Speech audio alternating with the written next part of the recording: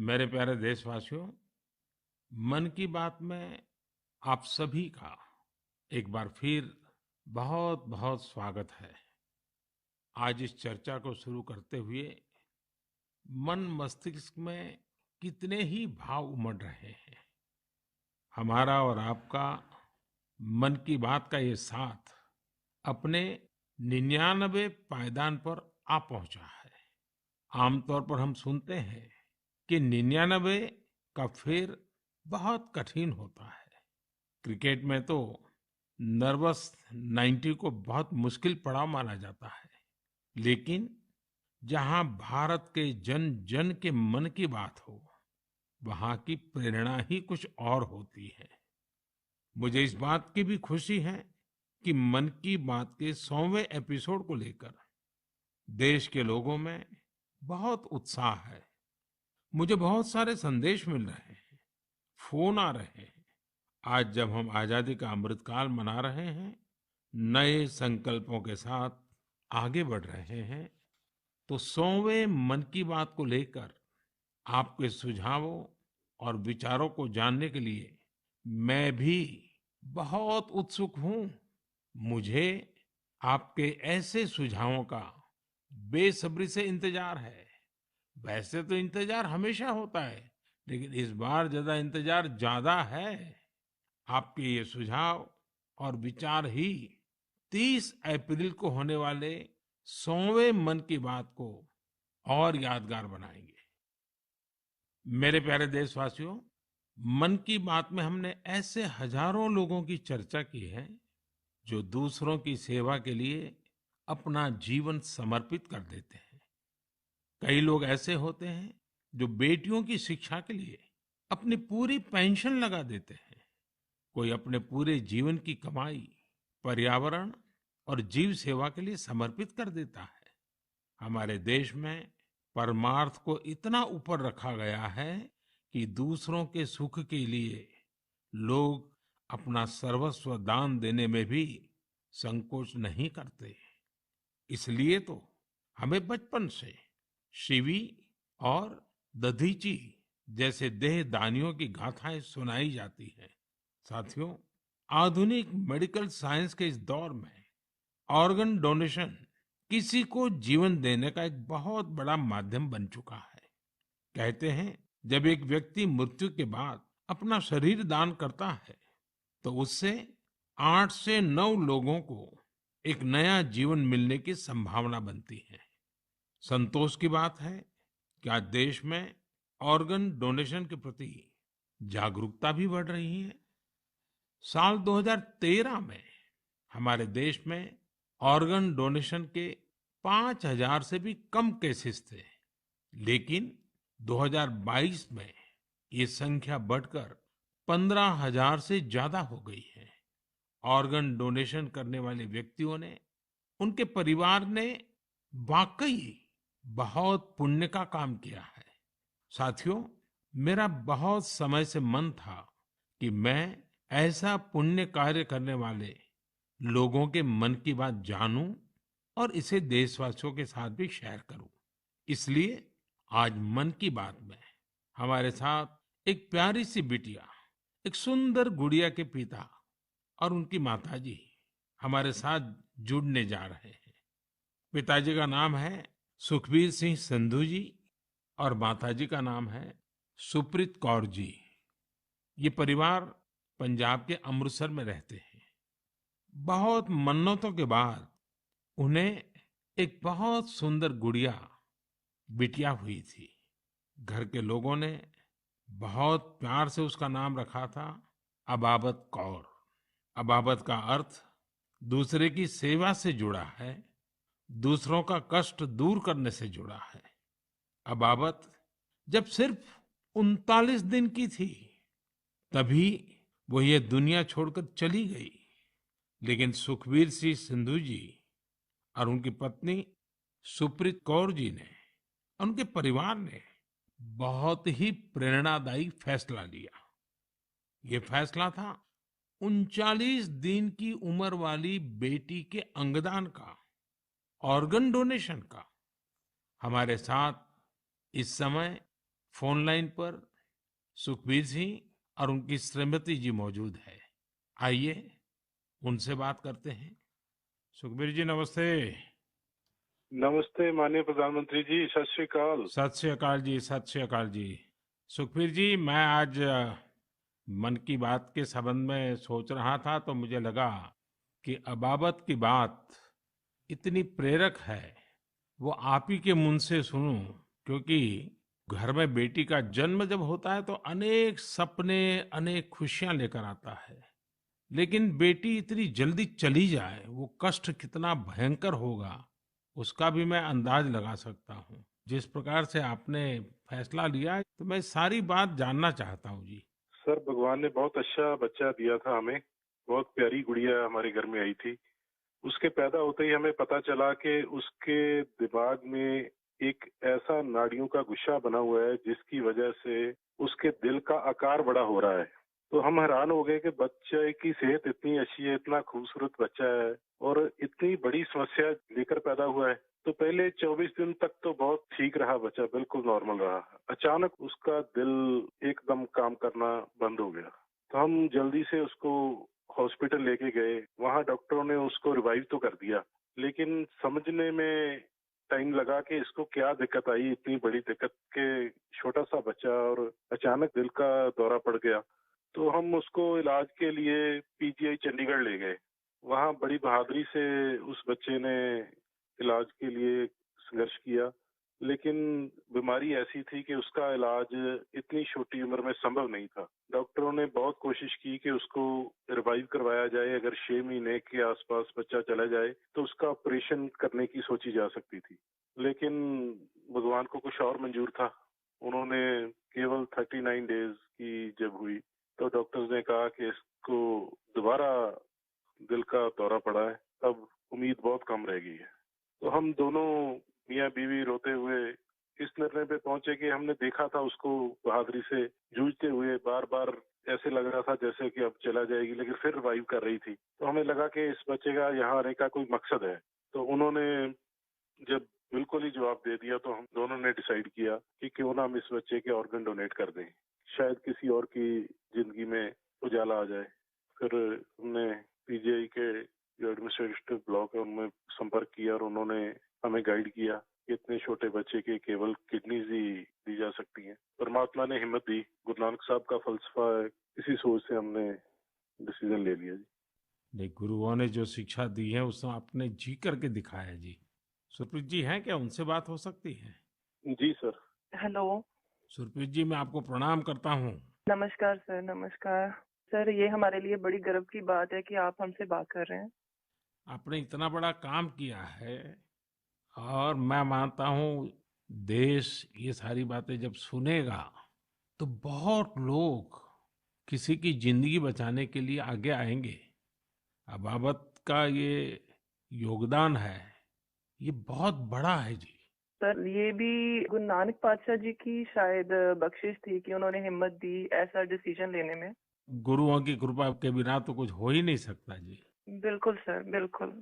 सुखबीर जी, जब आप अस्पताल में होंगे और ये हिला देने वाला समाचार जब डॉक्टर ने आपको दिया, उसके बाद भी आपने स्वस्थ मन से, आपने और आपकी श्रीमती जी ने इतना बड़ा निर्णय किया। गुरुओं की सीख तो है ही है, लेकिन आपके मन में इतना बड़ा उदार विचार, और सचमुच में अबाबत का जो अर्थ सामान्य भाषा में कहे तो मददगार होता है, ये काम कर दिया। ये उस पल को मैं सुनना चाहता हूँ जी। सर, एक्चुअली हमारे एक फैमिली फ्रेंड है, प्रिया जी। उन्होंने अपने ऑर्गन डोनेट किए थे, उनसे भी हमें प्रेरणा मिली। तो उस समय तो हमें लगा कि शरीर जो है पंच तत्व में विलीन हो जाएगा। जो कोई बिछड़ जाता है, चला जाता है, तो उसका शरीर को जला दिया जाता है या दबा दिया जाता है। लेकिन अगर उसके ऑर्गन किसी के काम आ जाए तो ये भले का ही काम है। और उस समय हमें और गर्व महसूस हुआ जब डॉक्टर्स ने ये बताया हमें कि आपकी बेटी इंडिया की यंगेस्ट डोनर बनी है जिसके ऑर्गन सक्सेसफुली ट्रांसप्लांट हुए। तो हमारा सर गर्व से ऊंचा हो गया कि जो नाम हम अपने पेरेंट्स का इस उम्र तक नहीं कर पाए, एक छोटा सा बच्चा आके इतने दिनों में हमारा नाम ऊंचा कर गया। और इससे और बड़ी बात है कि आज आपसे बात हो रही है इस विषय पे, हम प्राउड फील कर रहे हैं। सुखबीर जी, आज आपकी बेटी का सिर्फ एक अंग जीवित है ऐसा नहीं है। आपकी बेटी मानवता की अमर गाथा की अमर यात्री बन गई है। अपने शरीर के अंश के जरिए वो आज भी उपस्थित है। इस नेक कार्य के लिए मैं आपकी, आपकी श्रीमती जी की, आपके परिवार की सराहना करता हूँ। Thank you sir.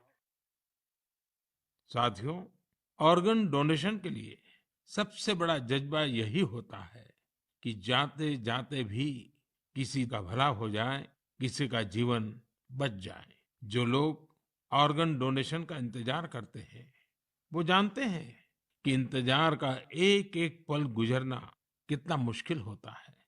और ऐसे में जब कोई अंगदान या देहदान करने वाला मिल जाता है तो उसमें ईश्वर का स्वरूप ही नजर आता है। झारखंड की रहने वाली स्नेहलता चौधरी जी भी ऐसी ही थी, जिन्होंने ईश्वर बनकर दूसरों को जिंदगी दी। 63 वर्ष की स्नेहलता चौधरी जी अपना हार्ट, किडनी और लीवर दान करके गई। आज मन की बात में उनके बेटे भाई अभिजीत चौधरी जी हमारे साथ हैं। आइए उनसे सुनते हैं। अभिजीत जी नमस्कार। प्रणाम सर। अभिजीत जी, आप एक ऐसी माँ के बेटे हैं जिसने आपको जन्म देकर एक प्रकार से जीवन तो दिया ही, लेकिन और जो अपनी मृत्यु के बाद भी आपकी माता जी कई लोगों को जीवन दे करके गई। एक पुत्र के नाते अभिजीत आप जरूर गर्व अनुभव करते होंगे। हाँ जी सर। आप अपनी माताजी के बारे में जरा बताइए, किन परिस्थितियों में ऑर्गन डोनेशन का फैसला लिया गया? मेरी माताजी सरायकेला बोल के एक छोटा सा गांव है झारखंड में, वहां पे मेरे मम्मी पापा दोनों रहते हैं। ये पिछले 25 साल से लगातार मॉर्निंग वॉक करती थी और अपने हैबिट के अनुसार सुबह 4 बजे अपने मॉर्निंग वॉक के लिए निकली थी। उस समय एक मोटरसाइकिल वाले ने इनको पीछे से धक्का मारा और वो उसी समय गिर गई, जिससे उनको सर पे बहुत ज्यादा चोट लगा। तुरंत हम लोगों ने उनको सदर अस्पताल सरायकेला ले गए, जहां डॉक्टर साहब ने उनकी मरहम पट्टी की, पर खून बहुत निकल रहा था और उनको कोई सेंस नहीं था। तुरंत हम लोगों ने उनको टाटा मेन हॉस्पिटल लेके चले गए। वहां उनकी सर्जरी हुई। 48 घंटे के ऑब्जर्वेशन के बाद डॉक्टर साहब ने बोला कि वहां पे चांसेस बहुत कम है। फिर हमने उनको एयरलिफ्ट करके एम्स दिल्ली लेके आए हम लोग। यहाँ पे उनकी ट्रीटमेंट हुई तकरीबन 7-8 दिन। उसके बाद पोजीशन ठीक था। एक दिन उनका ब्लड प्रेशर काफी गिर गया। उसके बाद पता चला उनकी ब्रेन डेथ हो गई है। तब फिर डॉक्टर साहब हमें प्रोटोकॉल के हिसाब ब्रीफ कर रहे थे ऑर्गन डोनेशन के बारे में। हम अपने पिताजी को शायद ये नहीं बता पाते कि ऑर्गन डोनेशन टाइप का भी कोई चीज होता है, क्योंकि हमें लगा वो उस बात को अब्सॉर्ब नहीं कर पाएंगे। तो उनके दिमाग से हम ये निकालना चाहते थे कि ऐसा कुछ चल रहा है। जैसे हमने उनको बोला कि ऑर्गन डोनेशन की बातें चल रही है, तब उन्होंने बोला कि नहीं नहीं, ये मम्मी का बहुत मन था और हमें ये करना है। हम काफी निराश थे उस समय तक, जब तक हमें ये पता चला था कि मम्मी नहीं बच सकेगी। पर जैसे ही ये ऑर्गन डोनेशन वाला डिस्कशन चालू हुआ, वो निराशा एक बहुत ही पॉजिटिव साइड चला गया और हम काफी अच्छे, एक बहुत ही पॉजिटिव एनवायरनमेंट में आ गए। उसको करते करते फिर हम लोग रात में 8 बजे काउंसलिंग हुई। दूसरे दिन हम लोगों ने ऑर्गन डोनेशन किया। इसमें मम्मी का एक सोच बहुत बड़ा था कि पहले वो काफी नेत्रदान और इन चीजों में, सोशल एक्टिविटीज में ये बहुत एक्टिव थी। शायद यही सोच को लेकर के ये इतना बड़ा चीज हम लोग कर पाए। और मेरे पिताजी का जो डिसीजन मेकिंग था इस चीज के बारे में, इस कारण से ये चीज हो पाया। कितने लोगों को काम आया अंग? इनका हार्ट, 2 किडनी, लिवर और दोनों आंख, ये डोनेशन हुआ था। तो 4 लोगों की जान और 2 जनों को आंख मिला है। अभिजीत जी, आपके पिताजी और माताजी दोनों नमन के अधिकारी हैं। मैं उनको प्रणाम करता हूँ। और आपके पिताजी ने इतने बड़े निर्णय में आप परिवारजनों का नेतृत्व किया, ये वाकई बहुत ही प्रेरक है। और मैं मानता हूँ कि माँ तो माँ ही होती है, माँ एक अपने आप में प्रेरणा भी होती है, लेकिन माँ जो परंपराएं छोड़ करके जाती है वो पीढ़ी दर पीढ़ी एक बहुत बड़ी ताकत बन जाती है। अंगदान के लिए आपकी माता जी की प्रेरणा आज पूरे देश तक पहुंच रही है। मैं आपके इस पवित्र कार्य और महान कार्य के लिए आपके पूरे परिवार को बहुत बहुत बधाई देता हूं। अभिजीत जी धन्यवाद जी, और आपके पिताजी को हमारे प्रणाम जरूर कह देना। जरूर जरूर, थैंक यू। साथियों, 39 दिन की अबाबत कौर हो या 63 वर्ष की स्नेहलता चौधरी, इनके जैसे दानवीर हमें जीवन का महत्व समझाकर जाते हैं। हमारे देश में आज बड़ी संख्या में ऐसे जरूरतमंद है जो स्वस्थ जीवन की आशा में किसी ऑर्गन डोनेट करने वाले का इंतजार कर रहे हैं। मुझे संतोष है कि अंगदान को आसान बनाने और प्रोत्साहित करने के लिए पूरे देश में एक जैसी पॉलिसी पर भी काम हो रहा है। इस दिशा में राज्यों की डोमिसाइल की शर्त को हटाने का निर्णय भी लिया गया है। यानी अब देश के किसी भी राज्य में जाकर मरीज ऑर्गन प्राप्त करने के लिए रजिस्टर करवा पाएगा। सरकार ने ऑर्गन डोनेशन के लिए 65 वर्ष से कम आयु की आयु सीमा को भी खत्म करने का फैसला लिया है। इन प्रयासों के बीच मेरा देशवासियों से आग्रह है कि ऑर्गन डोनर ज्यादा से ज्यादा संख्या में आगे आए। आपका एक फैसला कई लोगों की जिंदगी बचा सकता है, जिंदगी बना सकता है। मेरे प्यारे देशवासियों, ये नवरात्र का समय है, शक्ति की उपासना का समय है। आज भारत का जो सामर्थ्य नए सिरे से निखर कर सामने आ रहा है, उसमें बहुत बड़ी भूमिका हमारी नारी शक्ति की है। हाल फिलहाल ऐसे कितने ही उदाहरण हमारे सामने आए हैं। आपने सोशल मीडिया पर एशिया की पहली महिला लोको पायलट सुरेखा यादव जी को जरूर देखा होगा। सुरेखा जी एक और कीर्तिमान बनाते हुए वंदे भारत एक्सप्रेस की भी पहली महिला लोको पायलट बन गई है। इसी महीने प्रोड्यूसर गुनीत मोंगा और डायरेक्टर कार्तिकी गोंजाल्विस, उनकी डॉक्यूमेंट्री एलिफेंट विस्परर्स ने ऑस्कर जीतकर देश का नाम रोशन किया है।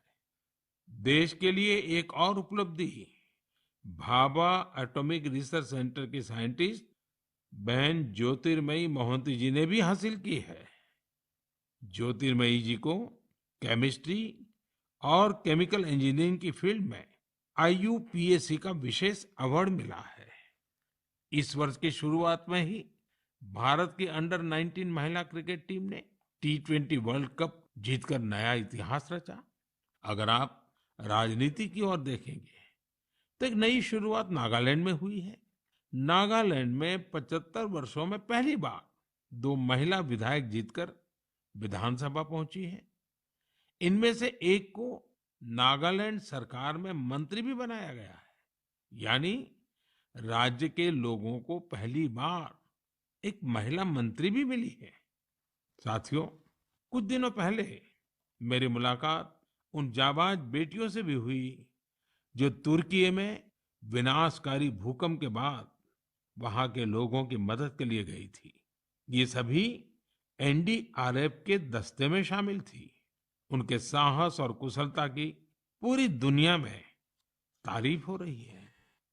भारत ने UN मिशन के तहत शांति सेना में वुमेन ओनली प्लेटून की भी तैनाती की है।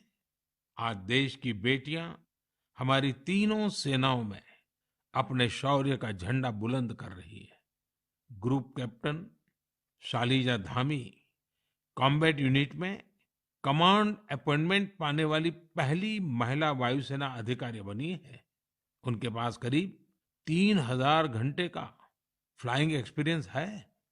इसी तरह भारतीय सेना की जांबाज कैप्टन शिवा चौहान सियाचिन में तैनात होने वाली पहली महिला अधिकारी बनी है। सियाचिन में जहां पारा -60 डिग्री तक चला जाता है, वहां शिवा 3 महीनों के लिए तैनात रहेगी। साथियों, यह लिस्ट इतनी लंबी है कि यहाँ सबकी चर्चा करना भी मुश्किल है।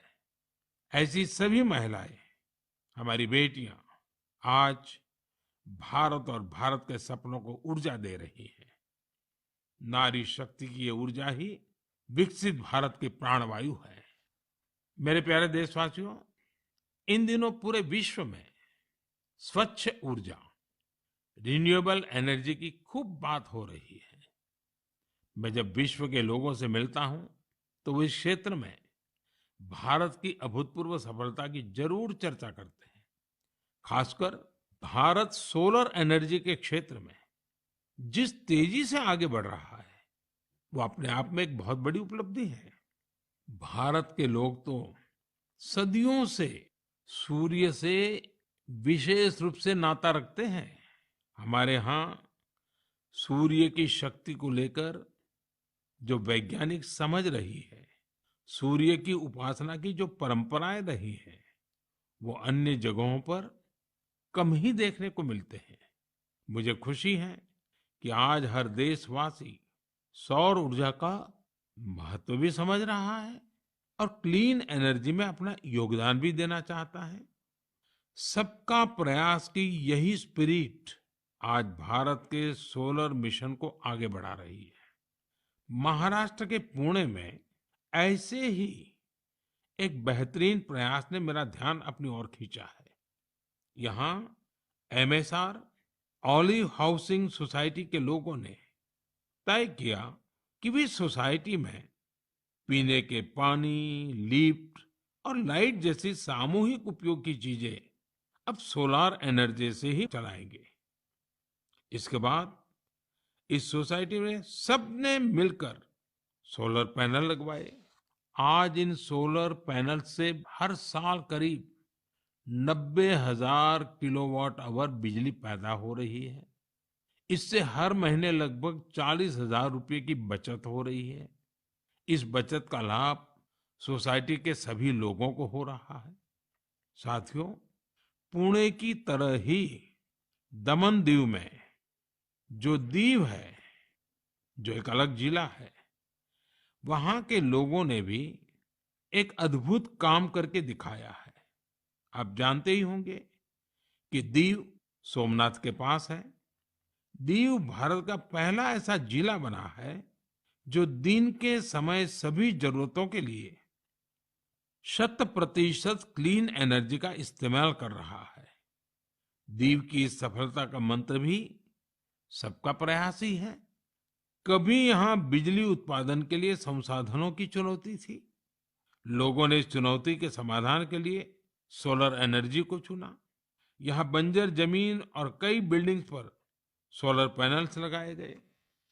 इन पैनल से दीव में दिन के समय जितनी बिजली जरूरत होती है उससे ज्यादा बिजली पैदा हो रही है। इस सोलर प्रोजेक्ट से बिजली खरीद पर खर्च होने वाले करीब 52 करोड़ रुपए भी बचे हैं। इससे पर्यावरण की भी बड़ी रक्षा हुई है। साथियों, पुणे और दीव उन्होंने जो कर दिखाया है, ऐसे प्रयास देश भर में कई और जगहों पर भी हो रहे हैं। इनसे पता चलता है कि पर्यावरण और प्रकृति को लेकर हम भारतीय कितने संवेदनशील हैं और हमारा देश किस तरह भविष्य की ये पीढ़ी के लिए बहुत जागृत है। मैं इस तरह के सभी प्रयासों की हृदय से सराहना करता हूं। मेरे प्यारे देशवासियों, हमारे देश में समय के साथ स्थिति परिस्थितियों के अनुसार अनेक परंपराएं विकसित होती है। यही परंपराएं हमारी संस्कृति का सामर्थ्य बढ़ाती हैं और उसे नित्य नूतन प्राण शक्ति भी देती है। कुछ महीने पहले ऐसी ही एक परंपरा शुरू हुई काशी में। काशी तमिल संगमम के दौरान काशी और तमिल क्षेत्र के बीच सदियों से चले आ रहे ऐतिहासिक और सांस्कृतिक संबंधों को सेलिब्रेट किया गया। एक भारत श्रेष्ठ भारत की भावना हमारे देश को मजबूती देती है। हम जब एक दूसरे के बारे में जानते हैं, सीखते हैं, तो एकता की ये भावना और प्रगाढ़ होती है। यूनिटी की इसी स्पिरिट के साथ अगले महीने गुजरात के विभिन्न हिस्सों में सौराष्ट्र तमिल संगमम होने जा रहा है। सौराष्ट्र तमिल संगमम 17 से 30 अप्रैल तक चलेगा। मन की बात के कुछ श्रोता जरूर सोच रहे होंगे कि गुजरात के सौराष्ट्र का तमिलनाडु से क्या संबंध है। दरअसल सदियों पहले सौराष्ट्र के अनेकों लोग तमिलनाडु के अलग-अलग हिस्सों में बस गए थे। ये लोग आज भी सौराष्ट्री तमिल के नाम से जाने जाते हैं। उनके खान पान, रहन सहन, सामाजिक संस्कारों में आज भी कुछ कुछ सौराष्ट्र की झलक मिल जाती है। मुझे इस आयोजन को लेकर तमिलनाडु से बहुत से लोगों ने सराहना भरे पत्र लिखे हैं। मदुरई में रहने वाले जयचंद्रन जी ने एक बड़ी ही भावुक बात लिखी है। उन्होंने कहा है कि 1000 साल के बाद पहली बार किसी ने सौराष्ट्र तमिल के रिश्तों के बारे में सोचा है। सौराष्ट्र से तमिलनाडु आकर के बसे हुए लोगों को पूछा है। जयचंद्रन जी की बातें हजारों तमिल भाई बहनों की अभिव्यक्ति है। साथियों, मन की बात के श्रोताओं को मैं असम से जुड़ी हुई एक खबर के बारे में बताना चाहता हूँ। ये भी एक भारत श्रेष्ठ भारत की भावना को मजबूत करती है। आप सभी जानते हैं कि हम वीर लासित बोरफुकन जी की 400वीं जयंती मना रहे हैं। वीर लासित बोरफुकन ने अत्याचारी मुगल सल्तनत के हाथों से गुवाहाटी को आजाद करवाया था। आज देश इस महान योद्धा के अदम्य साहस से परिचित हो रहा है। कुछ दिन पहले लासित बोरफुकन के जीवन पर आधारित निबंध लेखन का एक अभियान चलाया गया था। आपको यह जानकर आश्चर्य होगा कि इसके लिए करीब 45 लाख लोगों ने निबंध भेजे। आपको ये जानकर भी खुशी होगी कि अब यह एक गिनीज रिकॉर्ड बन चुका है। और सबसे बड़ी बात है, और जो ज्यादा प्रसन्नता की बात यह है कि वीर लासित बोरफुकन पर ये जो निबंध लिखे गए हैं, उसमें करीब करीब 23 अलग अलग भाषाओं में लिखा गया है और लोगों ने भेजा है। इनमें असमिया भाषा के अलावा हिंदी, अंग्रेजी, बांग्ला, बोडो, नेपाली, संस्कृत, संथाली जैसी भाषाओं में लोगों ने निबंध भेजे हैं। मैं इस प्रयास का हिस्सा बने सभी लोगों की हृदय से प्रशंसा करता हूँ। मेरे प्यारे देशवासियों, जब कश्मीर या श्रीनगर की बात होती है तो सबसे पहले हमारे सामने उसकी वादियां और डल झील की तस्वीर आती है। हम में से हर कोई डल झील के नजारों का लुत्फ उठाना चाहता है, लेकिन डल झील में एक और बात खास है। डल झील अपने स्वादिष्ट लोटस स्टेम्स, कमल के तनों या कमल ककड़ी के लिए भी जानी जाती है। कमल के तनों को देश में अलग अलग जगह अलग अलग नाम से जानते हैं। कश्मीर में इन्हें नादरू कहते हैं। कश्मीर के नादरू की डिमांड लगातार बढ़ रही है। इस डिमांड को देखते हुए डल झील में नादरू की खेती करने वाले किसानों ने एक एफपीओ बनाया है। इस एफपीओ में करीब 250 किसान शामिल हुए हैं। आज ये किसान अपने नादरू को विदेशों तक भेजने लगे हैं। अभी कुछ समय पहले ही इन किसानों ने 2 खेप यूएई भेजी है। ये सफलता कश्मीर का नाम तो कर ही रही है, साथ ही इससे सैकड़ों किसानों की आमदनी भी बढ़ी है। साथियों, कश्मीर के लोगों का कृषि से ही जुड़ा हुआ ऐसा ही एक और प्रयास इन दिनों अपनी कामयाबी की खुशबू फैला रहा है। आप सोच रहे होंगे कि मैं कामयाबी की खुशबू क्यों बोल रहा हूं? बात है ही खुशबू की, सुगंध की ही तो बात है। दरअसल जम्मू कश्मीर के डोडा जिले में एक कस्बा है भदरवा। यहाँ के किसान दशकों से मक्के की पारंपरिक खेती करते आ रहे थे, लेकिन कुछ किसानों ने कुछ अलग करने की सोची। उन्होंने फ्लोरिकल्चर यानी फूलों की खेती का रुख किया। आज यहाँ के करीब 2500 किसान, 2500 किसान लेवेंडर की खेती कर रहे हैं। इन्हें केंद्र सरकार के अरोमा मिशन से मदद भी मिली है। इस नई खेती ने किसानों की आमदनी में बड़ा इजाफा किया है और आज लेवेंडर के साथ साथ इनकी सफलता की खुशबू भी दूर दूर तक फैल रही है। साथियों, जब कश्मीर की बात हो, कमल की बात हो, फूल की बात हो, सुगंध की बात हो, तो कमल के फूल पर विराजमान रहने वाली माँ शारदा का स्मरण आना बहुत स्वाभाविक है। कुछ दिन पूर्व ही कुपवाड़ा में माँ शारदा के भव्य मंदिर का लोकार्पण हुआ है। ये मंदिर उसी मार्ग पर बना है जहां से कभी शारदा पीठ के दर्शनों के लिए जाया करते थे। स्थानीय लोगों ने इस मंदिर के निर्माण में बहुत मदद की है। मैं जम्मू कश्मीर के लोगों को इस शुभ कार्य के लिए बहुत बहुत बधाई देता हूँ। मेरे प्यारे देशवासियों, इस बार मन की बात में बस इतना ही। अगली बार आपसे मन की बात के 100वें एपिसोड में मुलाकात होगी। आप सभी अपने सुझाव जरूर भेजिए।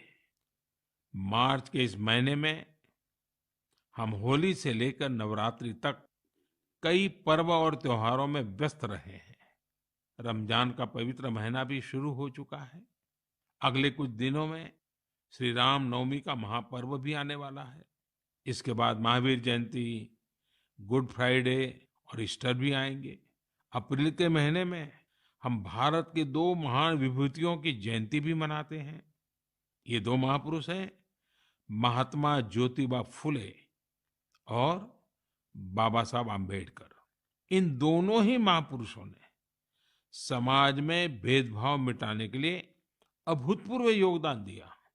आज आजादी के अमृतकाल में हमें ऐसी महान विभूतियों से सीखने और निरंतर प्रेरणा लेने की जरूरत है।